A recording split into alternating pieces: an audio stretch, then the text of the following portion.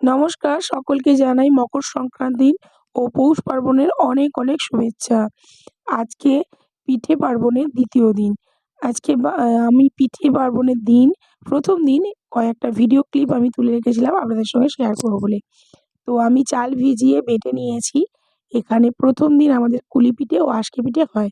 কুলি পিঠে মানে পুর পিঠে, যেটা নারকেল বা তরকারি দিয়ে বানাতে পারেন। আর আঁশকে পিঠে চাল ও ডাল একসঙ্গে বেটে এটাকে একটা ব্যাটার তৈরি করে রেখেছি। খুব পাতলাও না বা খুব শক্তও না। এটাকে খুব জালে রান্না করতে হয়। তা না হলে এই পিঠে খুব ভালো হয় না। এটা গ্যাসে করলে কিন্তু খুব একটা ভালো হয় না। তো দেখুন, আমি কাঠের উনুনে রান্না করতে চলে এসেছি। আর খুব জাল লাগে এটাতে।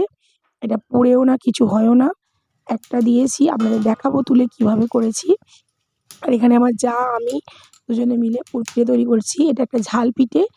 ফুলকপি দিয়ে, আলু দিয়ে, জিরে আদা বাটা দিয়ে করেছি। আর ভাজা মশলা শেষে মিশিয়ে নিয়েছি। এটা আমার মেয়েরা খুব পছন্দ করে। আর সাথে সাদা নারকেলেরও পুর পিঠে হচ্ছে, যেটা আমাদের নিয়ম। মানে এই পিঠে পার্বণের দিন হাঁড়িতে দিতে হয়। এই দেখুন পিঠেটা কতটা ফুলেছে। আর দেখুন সহজেই তুলে নেব। এই দেখুন তুলে নিলাম। আর নরম তুলতুলে সফট পিঠে কিভাবে বানাতে হয় বা কিভাবে তুলবেন পিছনে কোনো কালি ছাড়া, দাগ ছাড়া। তো আমি এর খুব শীঘ্রই একটা ভিডিও আপনাদের দেব। তো কেমন লাগলো জানাবেন। আর আপনারা কে কি পিঠে করলেন কালকে বা আজকে অবশ্যই জানাবেন কমেন্ট বক্সে। সকলে খুব ভালো থাকবেন। ধন্যবাদ।